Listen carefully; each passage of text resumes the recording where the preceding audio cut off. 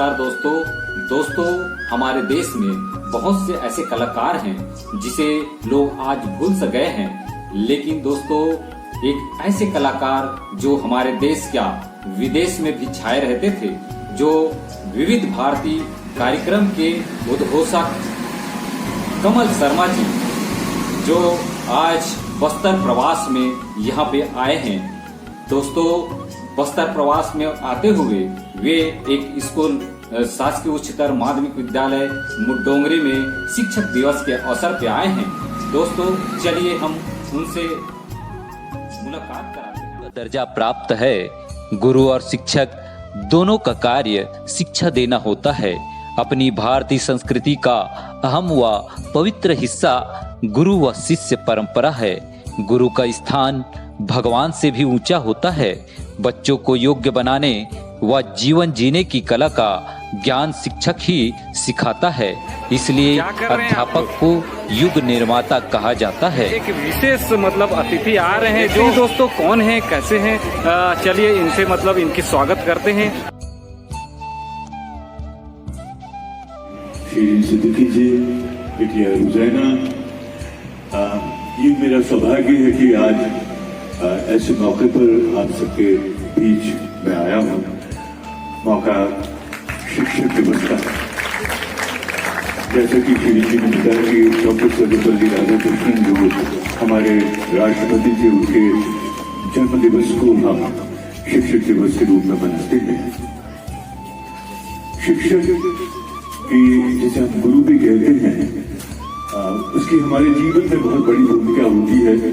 बहुत सारे लोग ये कहते हैं कि हमारे जीवन में जो जागृत देव है वो सूर्य हैं, चंद्रमा हैं, हमारे माता पिता हैं और हमारे गुरु हैं, जो हमारे जीवन में हमें ज्ञान देते हैं, आगे बढ़ने के लिए प्रेरणा देते हैं, हमारा मार्गदर्शन करते हैं। गुरु के लिए, गुरु की महिमा हमारे यहाँ कई तरह से गाई गई है। उनके बारे में जाने कितना कुछ कहा गया है और मशहूर पंक्ति आप सबने सुनी भी है कि गुरु ब्रह्मा गुरु विष्णु गुरु देवो महेश्वरा गुरु साक्षात परब्रह्म तस्मै श्री गुरुवे नमः। तो गुरु की ऐसी महिमा है। पहली जो गुरु होती है वो हमारे जीवन में हमारी माँ होती है, इसलिए हम उससे भाषा सीखते हैं, उसी को हम मातृभाषा कहते हैं, जो शब्द माँ हमको देती है।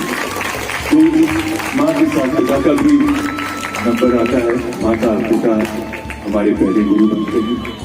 उसके बाद वो जो हमें अक्षर ज्ञान देते हैं, जिनसे हम तरह तरह के विषयों का ज्ञान प्राप्त करते हैं अपने जीवन में आगे बढ़ने के लिए। और ज्ञान प्राप्ति की ये जो आयु है ये लंबी होती है। स्कूल है, स्कूल के बाद में हम फिर उच्चतर विद्यालय में जाते हैं, उसके बाद में कॉलेज में है, फिर यूनिवर्सिटीज है, रिसर्च है, तमाम तरह की चीजें। आपने ये जरूर पढ़ा होगा, जब हम सौरमंडल की बात करते हैं, सोलर सिस्टम की बात करते हैं, हम 9 ग्रहों की बात करते हैं ना, उसमें सूर्य है, सूर्य के चारों ओर चक्कर लगाते हैं बाकी ग्रह में। तो उसमें पृथ्वी है, बुध है, शुक्र है, शनि है, मंगल है, पृथ्वी भी है। उसमें एक बृहस्पति है जिन्हें गुरु भी कहा जाता है।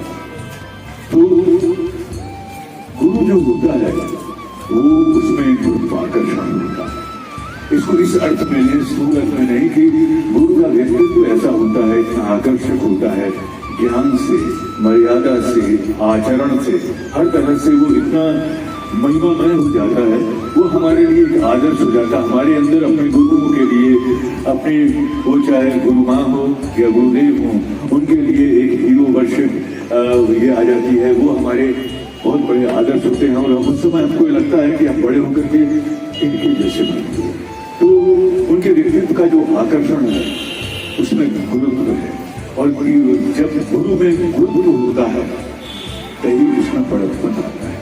और गुरु क्या करता है, अपने से जो, जब गुरु जैसा, जब मैं बृहस्पति नक्षत्र उसकी बात करता हूँ, ग्रह की बात करता हूँ, कुछ वैसा उदाहरण इसलिए देना चाहता हूँ कि उनमें जबरदस्त गुरुत्वाकर्षण है। वो क्या करते हैं, बाकी जो छोटे छोटे उपग्रह हैं वो विद्यार्थी हैं, वो क्या करते हैं, उनको अपनी तरफ खींच के रखते हैं, उनको अपने परिक्रमा पथ हमारे जीवन का भी पथ हो सकता है, जिससे वो उनको विमुख नहीं होने देते, भटकने नहीं देते, गुमराह नहीं होने देते।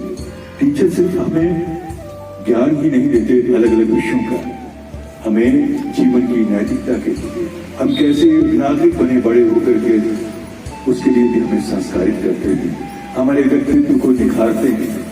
और ऐसे अनेक उदाहरण हैं जहाँ पर ऐसे बहुत सारे विद्यार्थी हैं जीवन में, जब वो निराश थे, जब उनके पास आगे बढ़ने का कोई रास्ता नहीं था, उनके गुरुओं ने आगे आकर के उनका मार्गदर्शन किया, उनका हाथ पकड़ा, उनकी आर्थिक मदद की, और आज वो देश में बहुत बड़े बड़े पदों पर देश का नाम रोशन कर रहे हैं। वो उसका श्रेय अपने गुरु को देते हैं।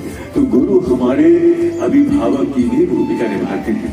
तो गुरु तो अपनी भूमिका निभा रहे हैं, लेकिन एक छात्र के नाते आप सबका भी तो ये दायित्व बनता है कि हम अपने गुरु को क्या लौटाएं। हमारे देश में एक परंपरा रही है कि गुरु जब ज्ञान देते हैं, जब वहां से हम निकलते हैं उनके आश्रम से, तो गुरु दक्षिणा देते हैं।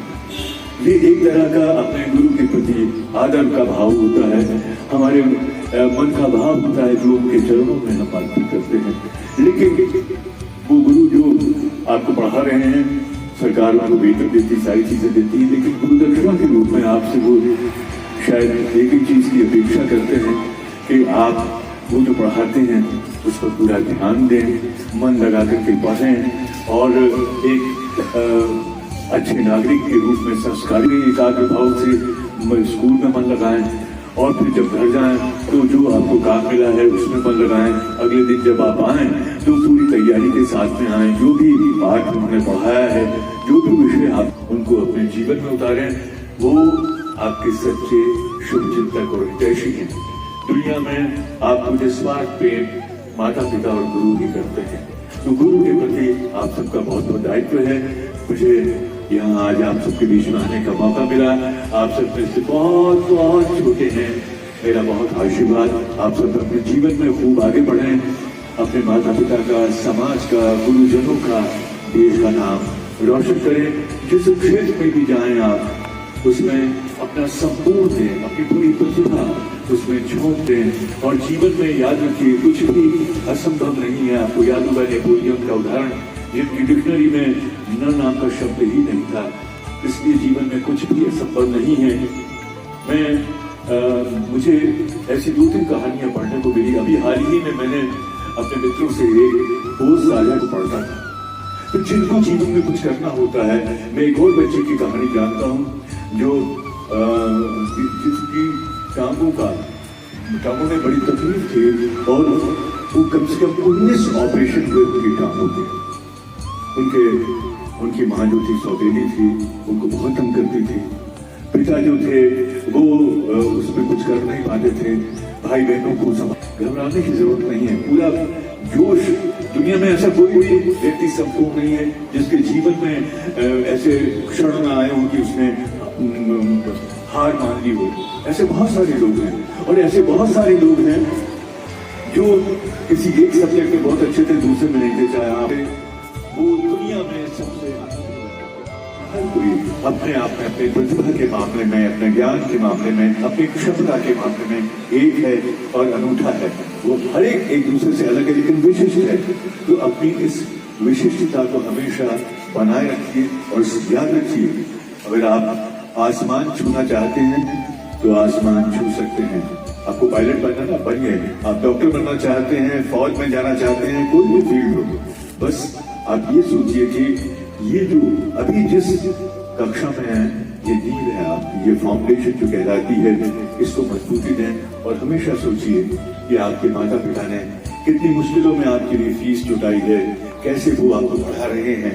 मैं उनके सपनों को पूरा करूं, कुछ ऐसा कर जाऊं जो लोगों के लिए एक एग्जाम्पल हो, एक नजीर हो, और मैं लोगों की यादों में बस जाऊं। मुझे इतना ही कहना है, आप सबको बहुत बहुत आशीर्वाद और बहुत शुभकामनाएं। और मैं आपके विद्यालय का, आप सभी शिक्षकों का और सभी छात्र छात्राओं का हृदय से अभिनंदन करता हूँ, अभिवादन करता हूँ, धन्यवाद देता हूँ कि आज एक शिक्षक दिवस के बेहद पावन मौके पर मुझे अपने विचार आप सबके साथ साझा करने का मौका मिला। शुक्रिया। बहुत बहुत धन्यवाद सर। दोस्तों हमारे बीच आज बॉम्बे से विविध भारती कार्यक्रम में जो रहते हैं, आज स्वयं मेरे साथ में यहाँ पे मौजूद हैं। मैं इनसे कुछ दो बातें पूछना चाहता हूँ कि मतलब हमारे इस बस्तर अंचल में आने पर आपको कैसे महसूस हुआ इनके बारे में, और हमारे स्कूल में आप यहाँ पे कदम रखे हैं जिसके लिए आपको मैं तहे दिल से नमस्कार कहता हूँ और धन्यवाद कहता हूँ, जय हिंद कहता हूँ। आप मतलब यहाँ पे फर्स्ट टाइम आए हैं? हाँ, आपके विद्यालय में तो पहली बार आया हूँ, लेकिन मेरा बचपन जो है वो मलकानगिरी उड़ीसा में है, बस्तर में है, जगदलपुर के कुछ हिस्सों में, फरस गांव में, कोटा गांव में बीता है। तो एक पुराना भावनात्मक रिश्ता है इस जगह से। और आज यहाँ बच्चों के बीच में आपके स्कूल में आने का मौका मिला तो बहुत खुशी हुई और बचपन की यादें भी ताज़ा हो गई। और वैसे भी ये माटी बड़ी खूबसूरत है। जी हाँ। इसमें लोगों का प्यार घुला हुआ है। जी हाँ। बहुत ही भोले, विनम्र और आत्मी लोग हैं यहाँ के। जी जी जी। इसलिए छत्तीसगढ़ हमेशा वो मेरे कहते ना नसों में रचा बसा है। जी जी। जब भी मुझे मौका मिलता है तो मैं बस्तर चला है ना, इस छत्तीसगढ़ के अंदर मतलब आप प्रवेश जरूर करते हैं। और लोगों की आत्मीयता को देखते हुए आज प्राचार्य महोदय जी से आप यहाँ तक पहुँचे हैं। हमारे इस स्कूल में क्या महसूस कर रहे हैं कि मतलब कैसे लग रहा है यहाँ पे? किसी भी स्कूल में जाइए, सबसे बड़ी बात है कि आपके प्राचार्य जी के निमंत्रण पर हम आए और आप सब शिक्षक गणों से हम मिले, और वो भी शिक्षक दिवस के मौके पर, गुरुओं का दिवस होता है। तो ये तो आप सब अपने छात्रों के जीवन में एक बहुत बड़ा योगदान दे रहे हैं और भारत के भविष्य के जो नागरिक हैं उनको संस्कारित कर रहे हैं। और फिर महानगरों में जो स्कूल हैं वहाँ कई बार स्थान की कमी होती है और वहाँ का वैसे तो बच्चे सब एक होते हैं, भगवान का रूप होते हैं, चाहे वो शहर के हों और चाहे गांव के। लेकिन क्या होता है कि स्कूलों की जो दशा है, हम कई बार ये सोचते थे, पहले तो हमारे स्कूल बड़ा वो मिट्टी का और तरह का हुआ करता था। मैं देखता हूँ कि यहाँ जो आपका स्कूल है इसमें सारी आधुनिक सुख सुविधाएं हैं, बच्चों के लिए बहुत सुंदर इंतज़ाम है और उनका गणवेश देख करके लगा और बाकी जो सुविधाएं यहाँ पर स्कूलों में बच्चों के लिए उपलब्ध हैं, जान करके बड़ा अच्छा लगा। बहुत बहुत धन्यवाद जी, आपने मतलब इतना बढ़िया तरीके से मतलब आपको कैसे लगा, क्या है। हम ये चाहते हैं कि बार बार आप यहाँ आते रहिए और हमें धन्य करते रहिए। धन्यवाद। तो हमारा वीडियो आप सबको कैसे लगा? अच्छा लगा तो हमारे इस वीडियो को लाइक, शेयर और कमेंट करना ना भूलें। दोस्तों, अगर हमारे चैनल में आप नए हैं तो हमारे इस सीजी एक्टर आनंद चैनल को सब्सक्राइब करना ना भूले दोस्तों, और बेल आइकन बटन दबाना ना भूले और अंत में ऑल बटन जरूर दबाएं। धन्यवाद। जय हिंद, जय भारत।